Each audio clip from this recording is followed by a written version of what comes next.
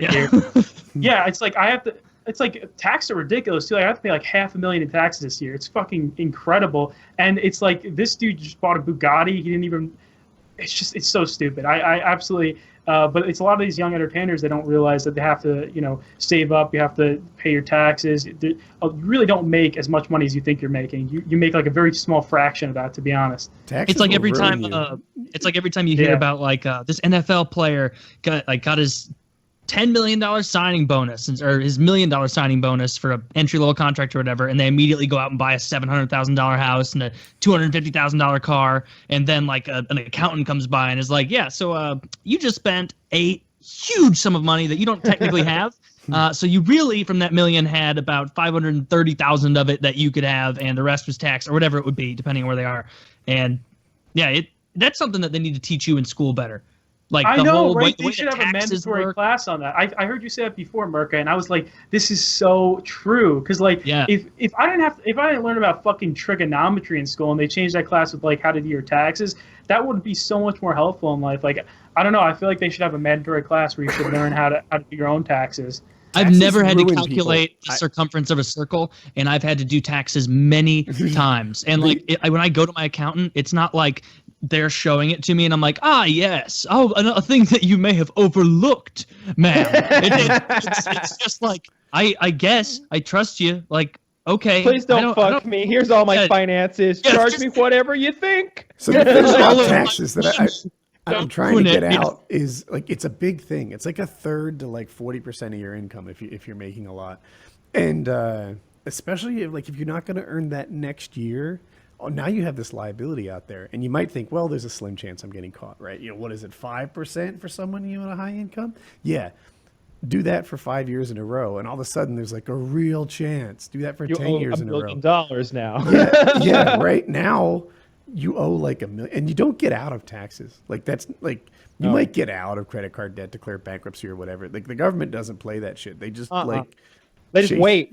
Yeah, just garnish your wages. Yeah. We'll just take half of what you earn until you die. Or they put you in prison. Look at Richard Hatch. Now, there's a guy who made $1 million, one straight shot. He won Survivor, season 1. Didn't pay his goddamn taxes on that money. What are you thinking, Richard? You just won $1 million on the most popular reality show of all time.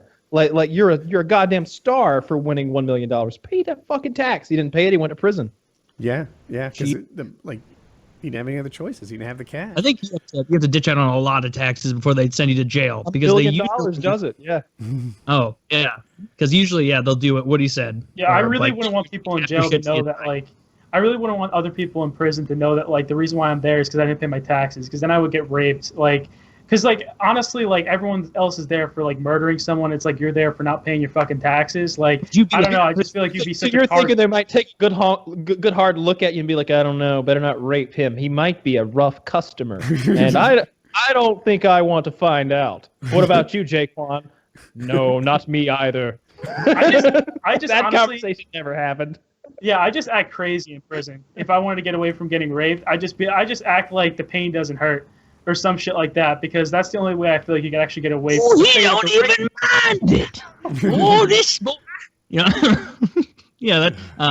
I think you'd be fine as long as you didn't beat someone to death on the way to not paying your taxes. Like you just go into like tax evasion jail, right? That's not like that's a thing, but they don't put you tax evasion jail, right? With a bunch, you go in there, hell, you end up coming out with your fucking CPA and some tax advice, right? Like you're in there with a bunch of guys who are also hiding their money and shifting it around. Like, you know what? Who knows? Amongst that group, maybe you're the big fish in the small pond, and the potential rapee becomes the rapist. Yeah, you never know. Maybe. Hopefully not. In there, and maybe you could throw some rape down. You never know. Or it could go down like in the first episode of Oz, where you go in severely underestimating how intense it's going to be, and then all of that shattered in the first half hour. Do you think? I don't think that would happen with any of us because we all have this like crazy fear and like these expectations of prison. I think if I had to bet, I would guess that prison isn't as bad as we think it is. Yeah, have you guys seen that one YouTuber, the After Prison Show guy? I gave him a shout out before. Maybe.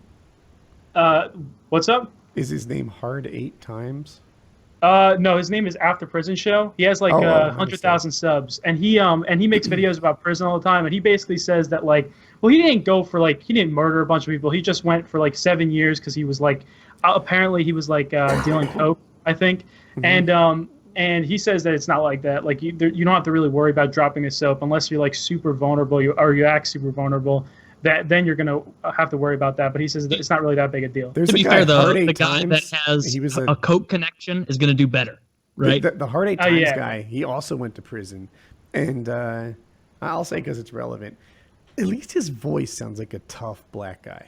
That's my impression of him. I've never seen him, but he's a gamer, so I don't know what he looks like.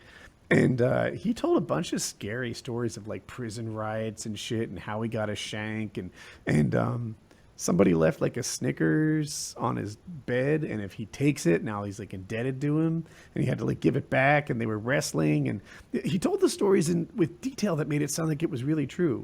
The wrestling fighting thing, he didn't win. I just got really hungry when you mentioned that Snickers. He's you ever wrestle with someone, and that person would I turn it down? Has no, a way, I eat it. That person has a way of getting the better position and such. That's what this guy did.